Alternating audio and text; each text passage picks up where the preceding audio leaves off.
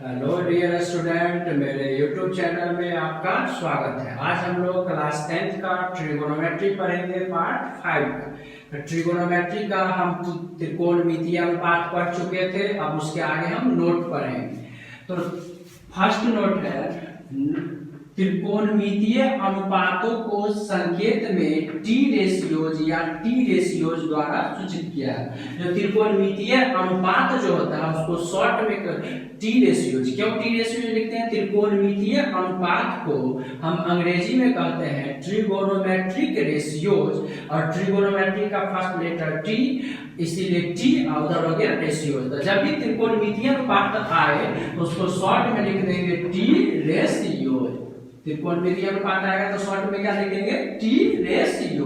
तो जब भी अगर त्रिकोणमितीय अनुपात लिखना है तो संकेत में शॉर्ट में क्या लिखेंगे? T ratio. त्रिकोणमितीय अनुपात जो है एक वास्तविक संख्या है, रियल नंबर, क्योंकि साइन कॉस टेन सबका मान रियल नंबर में आता है। तो जितना भी त्रिकोणमितीय अनुपात है, चाहे वो साइन हो, कॉस हो, टेन हो, सेक हो, कॉसेक हो, कॉट हो, सभी त्रिकोणमितीय अनुपात एक वास्तविक संख्या होती है। उसके बाद नोट है, प्रत्येक त्रिकोणमितीय अनुपात को सर्कुलर फंक्शन, वृत्तीय फलन कहा जाता है, जो हम अगले कक्षा में पढ़ेंगे। जितना भी त्रिकोणमितीय अनुपात है सबको एक सर्कुलर फंक्शन कहा जाता है।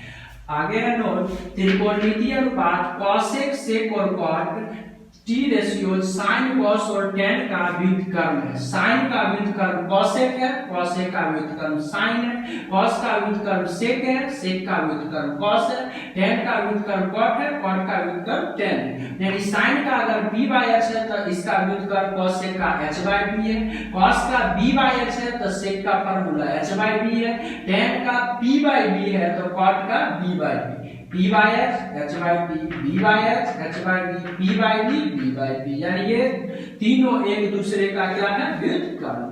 यदि कोण समान बना रहता है तो समकोण त्रिभुज के त्रिकोणमितीय अनुपात के मान को उसके भुजाओं के लंबाइयों के साथ कोई परिवर्तन नहीं होता। इसको एक फिगर के साथ समझेंगे। अगर कोण समान बना रहे, जैसे ये हम फिगर बनाए, कोण है थीटा और भुजा को बना दिया जाए, पहले ABC में चलेंगे, फिर DEC में चलेंगे। अब ABC में चले या DEC में चले, कोण तो समान है, भुजा भले बढ़ जाए लेकिन कोण क्या है? समान। कोण बड़ा त्रिभुज के लिए भी न्यून कोण थीटा है, छोटा के लिए भी न्यून कोण थीटा।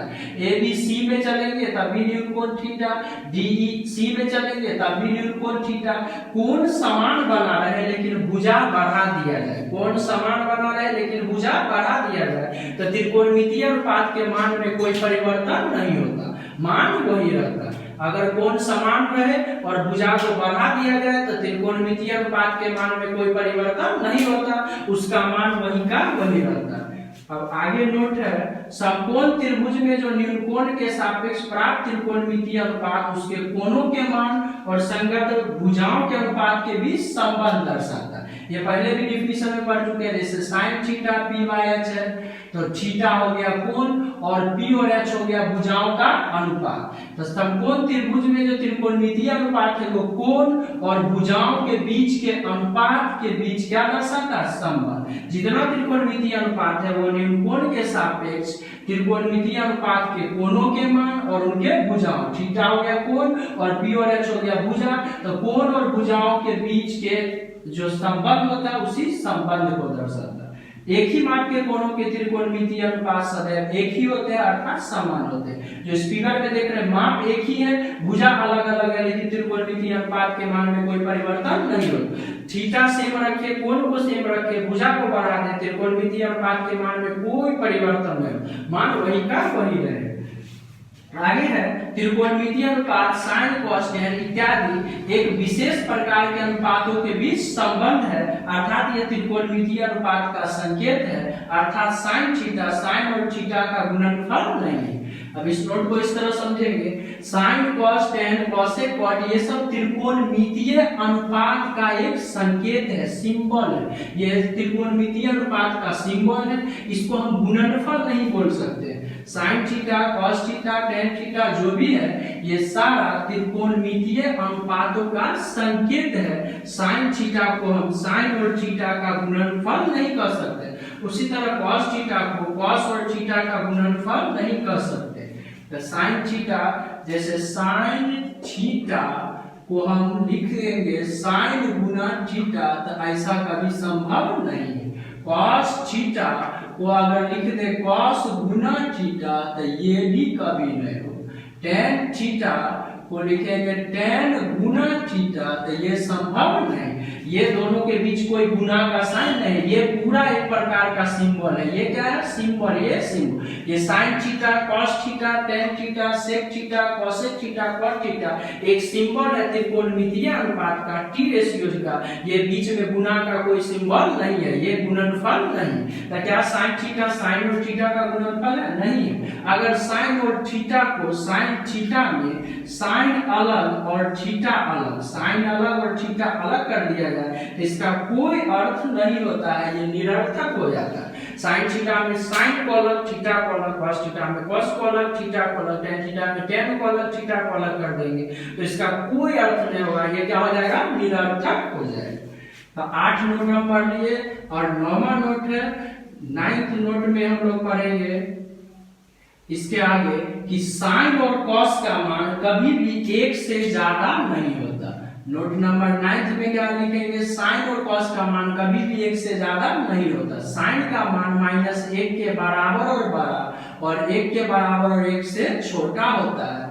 उसी तरह cos थीटा का भी मान -1 के बराबर और बड़ा, और 1 के बराबर और 1 से छोटा होता है। अर्थात sin और cos का न्यूनतम मान -1, अधिकतम मान 1 होता है। sin थीटा cos थीटा का न्यूनतम मान -1, अधिकतम मान 1 होता है। यानी sin थीटा cos थीटा का मान -1 से लेकर 1 तक होता है। या तो -1 होगा, या 1 होगा, या इसके बीच वाला मान होगा, ना 1 से ज्यादा होगा, ना -1 से कम होगा। इसके बारे में हम अगले कक्षा में भी अध्ययन करेंगे। उसके बाद sin थीटा में जो है थीटा चर होता है। पूरे sin थीटा अचर होता है, लेकिन थीटा चर। थीटा बदलते रहता है, कभी 30 डिग्री, कभी 45 डिग्री, कभी 60 डिग्री, कभी 90 डिग्री, तो ये चर हो गया। और पूरे sin थीटा हमेशा p/h होता है, तो थीटा को क्या कहेंगे? चर। sin थीटा में थीटा जो है वो क्या है? चर है। तो ये नोट था 10। अब 11th नोट हम देखेंगे। 11th नोट है कि अगर लिखा रहेगा sin थीटा का होल स्क्वायर, तो इसको हम लिख सकते हैं sin स्क्वायर थीटा। प्रश्न बनाने के क्रम में इस तरह सुविधा अनुसार हम लिख सकते हैं। अगर cos थीटा का होल स्क्वायर है, तो इसको इस तरह लिखेंगे cos square theta. tan theta का होल स्क्वायर है, तो लिखेंगे tan square theta. sin theta का होल क्यूब है, इसको लिखेंगे sin cube theta. tan theta का होल पावर 4 है, इसको लिख सकते हैं tan 4 थीटा। इस तरह से हम लिख के यूज कर सकते हैं। लेकिन अगर है sin थीटा का होल इनवर्स, तो इसको कभी नहीं लिखेंगे sin inverse theta. sin theta का होल इनवर्स को नहीं लिख सकते हैं sin इनवर्स थीटा। इसको ऐसे लिखेंगे sin थीटा का होल इनवर्स, पावर माइनस है, नीचे कर देंगे तो इसका पावर प्लस हो जाएगा। यहाँ पावर कुछ नहीं तो 1, यानी 1 है, तो माइनस है, नीचे कर दिए प्लस। इस तरह लिखेंगे, ये गलत है। इस तरह हम इसको नहीं लिख सकते। पॉजिटिव के लिए लिखेंगे, लेकिन निगेटिव साइन रहेगा तो इस तरह नहीं लिखेंगे। इसका हम अध्ययन फिर अगले कक्षा में पढ़ेंगे। इस नोट को बार बार देखिएगा, जो 11 नोट हम बताए हैं, इस नोट को बार बार देखिएगा, और इस वीडियो को लाइक कीजिए, शेयर कीजिए, सब्सक्राइब कीजिए। अब अगले कक्षा में हम त्रिकोणमितीय जो कोण निकालते हैं 30, 45, 60, 0, 90, वो हम बताएंगे। तब तक के लिए धन्यवाद।